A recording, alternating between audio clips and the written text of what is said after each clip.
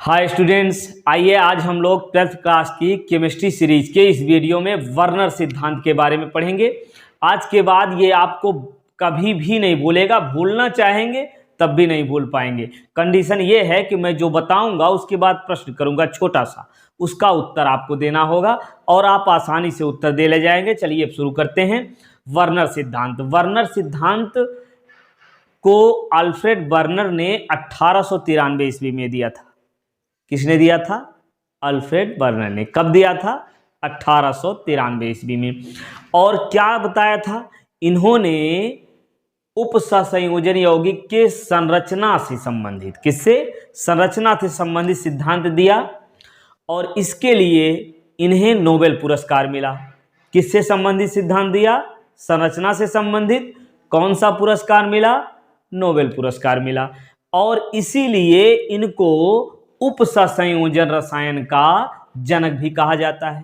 ठीक है, तो वर्नर सिद्धांत में आप इंट्रोडक्शन में इतनी बात लिखेंगे। क्या लिखेंगे? कि 1893 ईस्वी में अल्फ्रेड वर्नर ने उपसंयोजन यौगिकों के संरचना से संबंधित एक सिद्धांत दिया, इसके लिए इन्हें नोबेल पुरस्कार मिला और इसलिए इनको उपसंयोजन रसायन का जनक भी कहा जाता है। ठीक, तो अब इसके बाद इनकी अवधारणाएं क्या हैं, मतलब इन्होंने क्या सिद्धांत दिया, इसको अब हम क्रम से समझते हैं। पहली बात, इन्होंने बताया कि उपसंयोजन यौगिक में दो प्रकार की संयुक्ता होती है। क्या होती है? दो प्रकार की संयुक्ता होती है। किसकी? उपसंयोजन यौगिक के केंद्रीय धातु परमाणु की। ठीक, फिर से सुनिए।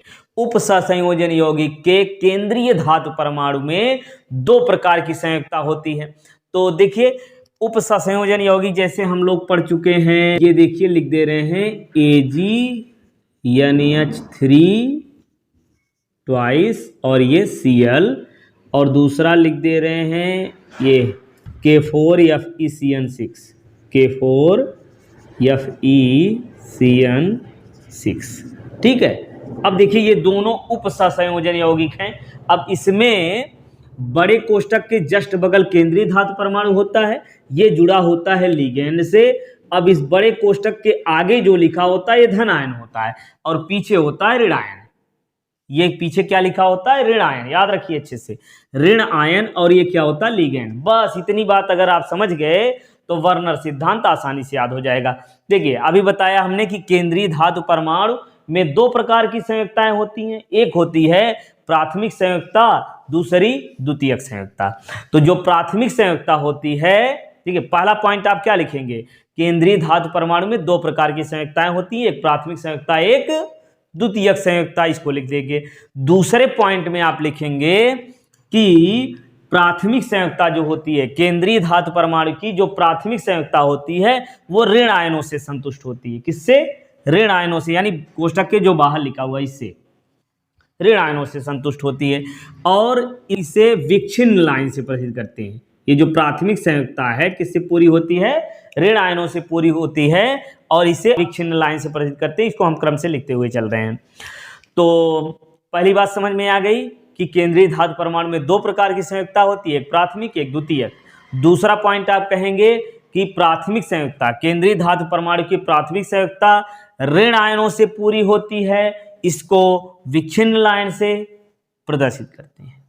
ठीक, तीसरा पॉइंट, केंद्रीय धातु परमाणु की जो द्वितीयक संयुक्ता होती है वो लिगैंडों से संतुष्ट होती है। किससे? लिगैंडों से संतुष्ट होती है, यानी ये कोष्टक के अंदर जो लिखा हुआ है ये क्या है? लिगैंड। लिगैंड से संतुष्ट होती है और इसको अविच्छिन्न लाइन से प्रदर्शित करते हैं। किससे? अविच्छिन्न लाइन से प्रदर्शित करते हैं। ठीक, ये बात याद हो गई। 3 पॉइंट आपको याद हो गया होगा। क्या बताते चलिए? केंद्रीय धातु परमाणु में कितने प्रकार की संयुक्ता होती है? दो। कौन कौन? प्राथमिक और द्वितीयक। प्राथमिक संयुक्ता किससे संतुष्ट होती है? ऋण आयनों से, और इसको प्रदर्शित करते हैं विच्छिन्न लाइन से। जो प्राथमिक संयुक्ता विच्छिन्न लाइन यानी डॉट लाइन से। ठीक है, और द्वितीयक संयुक्ता, तीसरा पॉइंट लिखेंगे, द्वितीयक संयोजकता लिगैंडों से संतुष्ट होती है। किसकी द्वितीयक संयुक्ता? केंद्रीय धातु परमाणु की।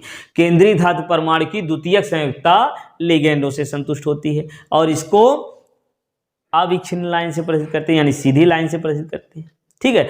अब चौथा पॉइंट आप लिखेंगे कि केंद्रीय धातु परमाणु अपनी दोनों संयोजकताओं को संतुष्ट करना चाहती है। ठीक है, यानी प्राथमिक और द्वितीयक संयोजकता दोनों को संतुष्ट करना चाहती है। केंद्रीय धातु परमाणु क्या करना चाहती है? अपनी प्राथमिक और द्वितीयक दोनों संयोजकताओं को संतुष्ट करना चाहती है। ठीक है। अब पांचवा पॉइंट आप लिखेंगे कि केंद्रीय धातु परमाणु की जो उप सहसंयोजन संख्या होती है, केंद्रीय धातु परमाणु की उप सहसंयोजन संख्या की क्या होती भाई? जितने उप सहसंयोजी बंध बनते हैं, उप सहसंयोजी बंध बनते किससे हैं? लिगैंड से। और यही क्या है, अभी हमने बताया, लिगैंड से जो संतुष्ट करती है संयोजकता, वो क्या होती है? द्वितीयक संयोजकता। इसका मतलब द्वितीयक संयोजकता किसके बराबर हो गई? उप सहसंयोजन संख्या के, है ना। तो पांचवा पॉइंट आप सीधे सीधे यही लिखेंगे कि केंद्रीय धातु परमाणु की द्वितीयक संयोजकता उप सहसंयोजन संख्या के बराबर होती है। ठीक, क्या? केंद्रीय धातु परमाणु की द्वितीयक संयोजकता उप सहसंयोजन संख्या के बराबर होती है। अब छठवां पॉइंट लिखेंगे कि आप द्वितीयक संयोजकता की ज्यामितीय व्यवस्था जो होती है वो निश्चित होती है। द्वितीयक संयोजकता की ज्यामितीय व्यवस्था निश्चित होती है। निश्चित होने का क्या मतलब है? आप इसको लिखेंगे कि यदि द्वितीयक संयोजकता 6 है, यानी उप सहसंयोजन संख्या 6 है, लिगैंडों की संख्या 6 है, लिगैंड, उप सहसंयोजन संख्या, द्वितीयक संयोजकता, तीनों एक ही चीज होंगी, है कि नहीं? तो आप क्या कहेंगे कि यदि उप सहसंयोजन संख्या 6 है, यानी द्वितीयक संयोजकता 6 है, तो संरचना अष्टफलकी होगी। यदि द्वितीयक संयोजकता यानी उप सहसंयोजन संख्या 4 है, तो इसकी संरचना चतुष्फलकी या वर्ग समतलीय होगी। और यदि उप सहसंयोजन संख्या 2 है तो रेखीय हो जाएगी। ठीक है, तो ये पॉइंट आप तीनों याद रखिए। अब देखिए क्रम से हम इसको बना लेते हैं। जैसे उप सहसंयोजन संख्या 6 है तो कैसी होगी? अष्टफलकी। तो बीच में लिखेंगे आप केंद्रीय धातु परमाणु। अब इसमें है लिगैंड, क्रम से दिखा लीजिए, 1 2, ये 3 4 5 और 6, इस प्रकार से। अब देखिए लिगैंड से इसको क्रम से जोड़ दीजिए, ये हो गया ऐसे। ठीक, ये हो गया भाई। अब क्या करेंगे? क्रम से एक एक छोड़ करके इसको जोड़ दीजिए इसे। ये देखिए, एक छोड़ के मतलब इसको नहीं जोड़, या बाहर से पहले इसको जोड़ लीजिए, ये हो गया, ये हो गया। अब एक एक छोड़ के इसको जोड़ेंगे, फिर देखिए ये वाला छोड़ के अगला इसको जोड़ दीजिए, ये आ गया। अब फिर इसको छोड़ के ये जोड़ देना है। समझ में आ गया? अब देखिए एक एक बचा हुआ है, उसको भी जोड़ते जाइए। यहां से इसको छोड़ के ये जोड़ देना है, ये आपका ये हो गया। अब इसको छोड़ के यहां जोड़ दीजिए, ये। ठीक, इसको छोड़ देंगे, ये वाला। अब ये संरचना कैसी बन गई? अष्टफलकी। ठीक, अब इसके बाद देख लेंगे, यदि 4 संख्या है, उप सहसंयोजन संख्या या द्वितीयक संयोजकता 4 है, तो कैसी होगी?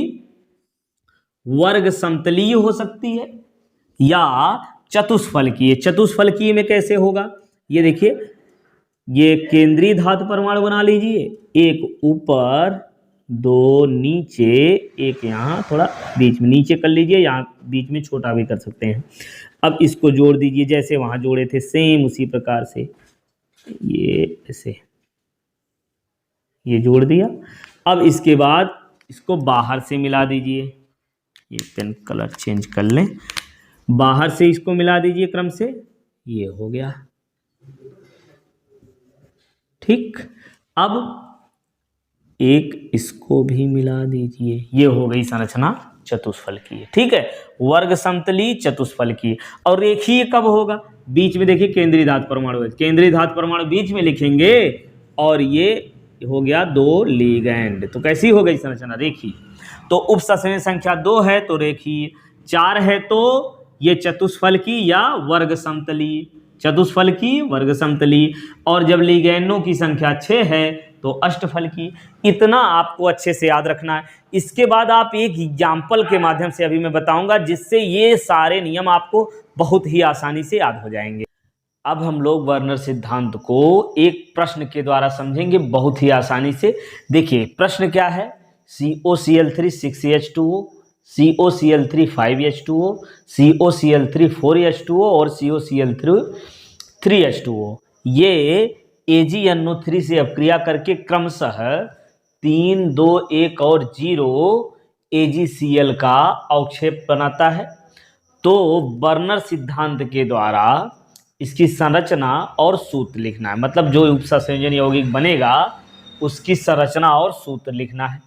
तो देखिए ये हम करेंगे क्या, ये COCl3 6H2O जब ये AgNO3 से अपक्रिया करता है तो कितने AgCl बनते हैं? 3। प्रश्न में देख लीजिए कितने, 3। तो बना लीजिए 3 AgCl, ठीक है, Cl minus charge Ag plus है, तो ये 3 Cl यहाँ से आ गया, ठीक है। तो 3 संयोजी वाला यहाँ हमको जोड़ना पड़ेगा, तो Cl3 पर 3 माइनस होता है, तो 3 NO3 कितना 1 माइनस होता है, तो NO3 को यहाँ जोड़ देंगे। Ag 3 है तो यहाँ 3 बनाइए, कैसे करेंगे, 3 से गुणा कर लीजिए, Ag सही हो गया, 3 Cl वहाँ से यहाँ आ गया। अब NO3 यहाँ जोड़ देंगे आप, कहाँ, CONO3 कितनी बार, 3 बार, और इसके बाद बचा क्या है 6H2, ये हो गया, बस इतना ही करना था। अब इससे जो उपसंयोजन यौगिक बनेगा वो क्या होगा, उसको लिखेंगे कैसे, AgNO3 आपका निकल जाएगा। Ag देखिए 3 Ag 3 NO3 निकल गया, बचा क्या, CO, ये केंद्रीय धातु परमाणु लिखेंगे, और H2O कितनी बार है 6H2O, ये लिगैंड हो गया, और ऋण आयन कितना है 3 ऋण आयन, तो Cl3 लिख लीजिए, बस हो गया, ये तो सूत्र हो गया। अब बनाएंगे हम संरचना, तो संरचना कैसे लिखेंगे, CO, चलिए लिख देते हैं फिर मिटा देंगे भी, CO हो गया केंद्रीय धातु परमाणु, CO क्या हो गया, केंद्रीय धातु परमाणु, और ये लिगैंड 6 है, तो लिगैंड जो होते हैं, जो लिगैंड से संयुक्ता पूरी होती है केंद्रीय धातु परमाणु की, वो होती है द्वितीयक संयुक्ता, भी बताया। तो 6H2O है तो 6H2O लिख लीजिए, 1 2 3 4 5 और ये 6 हो गया। अब इसको सीधी लाइन से सबको दिखा देंगे, ये हो गए लिगैंड, ठीक। अब इसमें ऋण आयन कितने हैं, 3 ऋण आयन है, तो तीनों ऋण आयनों को क्रम से दिखा लीजिए। अब ऋण आयन से जो संयुक्ता पूरी होती है उसको विच्छिन्न लाइन से यानी डॉट लाइन से दिखाते हैं, ये Cl1 हो गया और ये Cl2 हो गया, तीसरा यहां दिखा देते हैं, ये हो गया, ठीक हो गई संरचना है, ठीक है। अब इसी प्रकार से देखिए, अब ये COCl3 5H2O जब ये AgNO3 से अपक्रिया करेगा तब कैसे बनेगा, चलिए उसको बना के देख लेते हैं। कितने AgCl बनेंगे, यहाँ 2 AgCl, तो बना लीजिए 2 AgCl, ठीक। अब यहाँ से 2 Cl निकला तो 2 NO3 यहाँ आएगा, तो ले आइए क्या होगा, CONO3 कितनी बार, 2 बार। अब यहाँ Cl3 था तो 2 Cl यहाँ आ गया, 1 Cl बच गया यहाँ पे, Cl फिर H2O कितना है 5H2O, ये हो गया। अब बनाएंगे हम उपसंयोजन यौगिक। उपसंयोजन यौगिक क्या बनेगा, ये हो गया CO, इसके बाद अभी बताया कि Ag और NO3 निकल गया, वैसे यहां से AgNO3 निकल जाएगा, बचेगा क्या 5H2O, H2O कितनी बार 5 बार, और एक Cl है उसको लिख लीजिए, ये एक Cl ये लिगैंड के रूप में होगा, साथ ही साथ ऋण आयन का भी कार्य करेगा, इसको लिगैंड के रूप में यहाँ लिख देंगे, और ऋण आयन कितना बचा है यहाँ 2, तो दोनों Cl यहाँ लिख लीजिए, ये हो गया। अब बनाएंगे हम संरचना जैसे पिछली बार अभी बनाए थे, कैसे बनाएंगे, ये CO बीच में, H2O कितनी बार 5 है, 5 H2O लिख लिए, 1 2 3 4 और ये 5। अब इस ये जो है क्या है, एक Cl भी है, Cl भी दिखा लीजिए, एक Cl यहाँ लिख लीजिए, तो ये 6 क्या हो गए लिगैंड, और लिगैंड से जो संयुक्ता पूरी होती है उसको सीधी लाइन से दिखाते हैं, द्वितीयक संयुक्ता है, ये हो गई। अब इसमें Cl जो है ये ऋण आयन का भी कार्य करेगा, इसको डॉट लाइन से भी दिखाएंगे। और ये दो Cl ऐसे हैं जो केवल ऋण आयन का कार्य कर रहे हैं, तो इसको कैसे दिखाएंगे? ऋण आयन से जो संयुक्ता पूरी होती है वो डॉट से, यानी Cl दिखा दीजिए एक, और एक Cl यहां दिखा दे रहे हैं हम। ये हो गया, ठीक। चलिए अब इसके बाद इसी में बना दे रहे हैं। 6 के बाद क्या था? 5, ये हमने कर लिया। अब बनाएंगे 4H2O। तो जब 4H2O वाला रिएक्शन करता है तो यहां बनता है एक AgCl, और जब एक AgCl बनेगा इसका मतलब एक Cl यहां निकला है, यहां जुड़ेगा एक NO3। अब एक NO3 जुड़ा, अब Cl कितना बचा? यहां एक Cl निकल गया तो दो Cl बचा ना, ये Cl2 और कितना H2O है? 4H2O। समझ गए? अब बनाएंगे इसका सूत्र यानी उपसंयोजन यौगिक।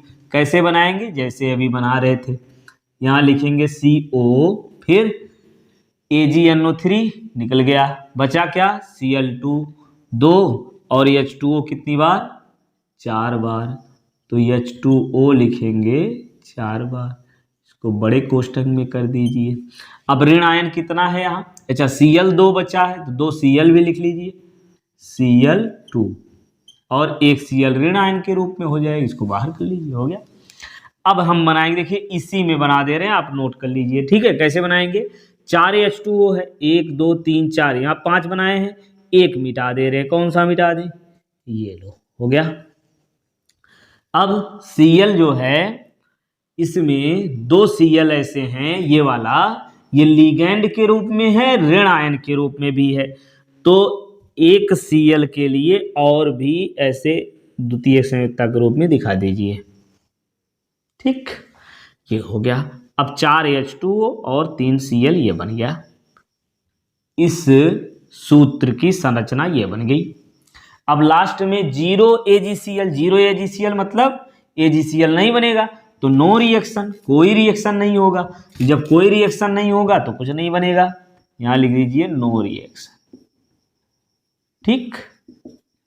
तो ये प्रश्न आपको समझ में आ गया होगा, नहीं आया हो फिर से देख लीजिए, आ जाएगा।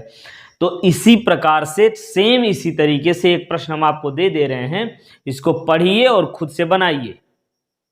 नहीं आएगा तो फिर से बता देंगे, कमेंट करके बताइए, ठीक है। चलिए मिलते हैं नेक्स्ट वीडियो में अगले टॉपिक के साथ।